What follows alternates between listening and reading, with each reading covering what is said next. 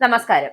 ഇറാനിലെ അമേരിക്കൻ സൈനിക ഇടപെടൽ 2 മാസം പിന്നിടുമ്പോൾ ലോകശക്തിയുടെ അമരത്തിരിക്കുന്ന ഡൊണാൾഡ് ട്രംപിന് സ്വന്തം ജനതയോട് പോലും മറുപടി പറയാനാകാത്ത സാഹചര്യം.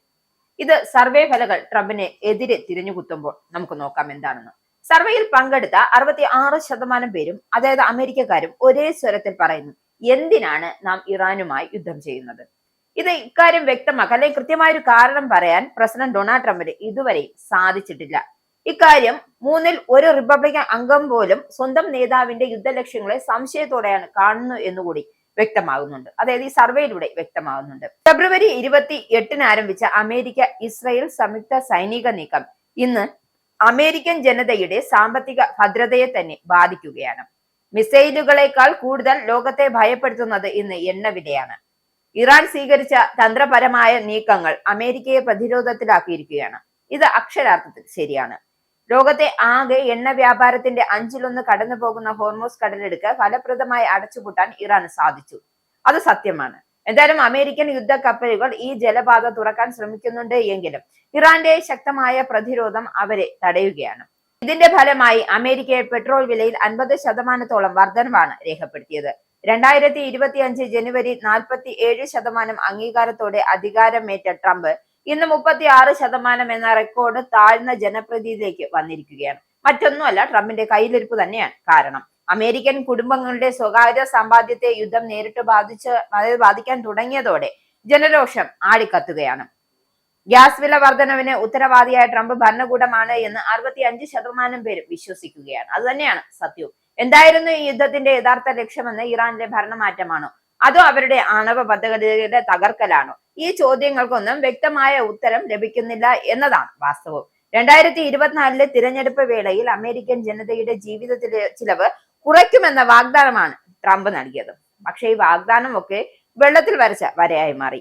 എന്നാൽ ഇന്ന് വാഗ്ദാനങ്ങൾ ലംഘിക്കപ്പെട്ടിരിക്കുകയാണ്. അതായത് യുദ്ധം തുടങ്ങുന്നതിന് മുമ്പ് 40% ആയിരുന്ന അദ്ദേഹത്തിന്റെ റേറ്റിംഗ് ഇപ്പൊ കുത്തനെ ഇടിഞ്ഞു താഴ്ന്നു.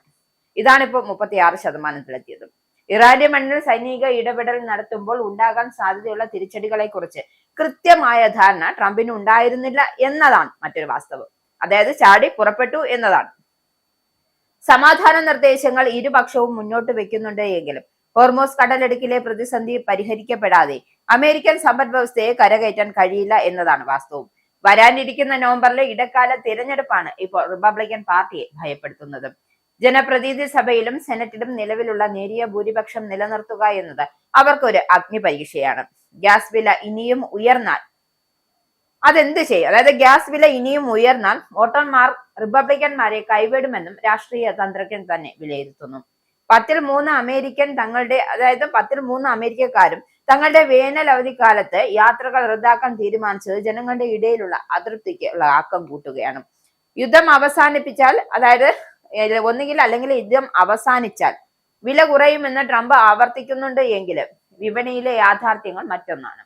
ഇറാന്റെ ഭാഗത്തു നിന്നുമുള്ള കടുത്ത നിലപാടുകൾ അമേരിക്കയെ കൂടുതൽ സമ്മർദ്ദത്തിലാഴ്ത്തുകയാണ്.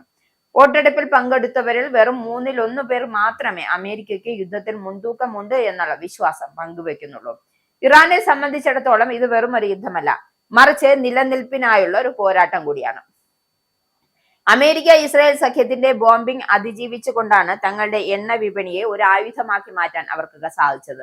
അമേരിക്കയുടെ ഉപരോധങ്ങളെയും സൈനിക ഭീഷണികളെയും ഇറാന്റെ ആത്മവീര്യം കൊണ്ട് നേരിടുകയാണ്. ഹോർമോസ് കടലിടുക്ക് അടച്ചുപൂട്ടിയതിലൂടെ ആഗോള ഊർജ്ജ വിപണിയെ നിയന്ത്രിക്കാൻ തങ്ങൾക്ക് കഴിയുമെന്ന് ഇറാൻ ഉറച്ചു വിശ്വസിച്ചു. അതായത് ഉറച്ചു വിശ്വസിക്കുകയും അവർ തെളിയിക്കുകയും ചെയ്തു. അമേരിക്കയും ഇറാനും തമ്മിലുള്ള ധാരണയിലെത്താതെ ലോകത്തെ എണ്ണവില ശാന്തമാകില്ല. ഇറാന്റെ ഈ കരുത്തുറ്റ നിലപാട് അന്താരാഷ്ട്ര തലത്തിൽ അമേരിക്കയുടെ ആധിപത്യത്തിന് പോറലേൽപ്പിച്ചിരിക്കുകയാണ്. എന്തായാലും മിസൈലുകളെക്കാൾ വലിയ പ്രതിരോധം തങ്ങളുടെ ഭൂമിശാസ്ത്രപരമായ പ്രത്യേകതയാണ് എന്ന് ഇറാൻ ലോകത്തിന് കാണിച്ചു കൊടുക്കുകയാണ്.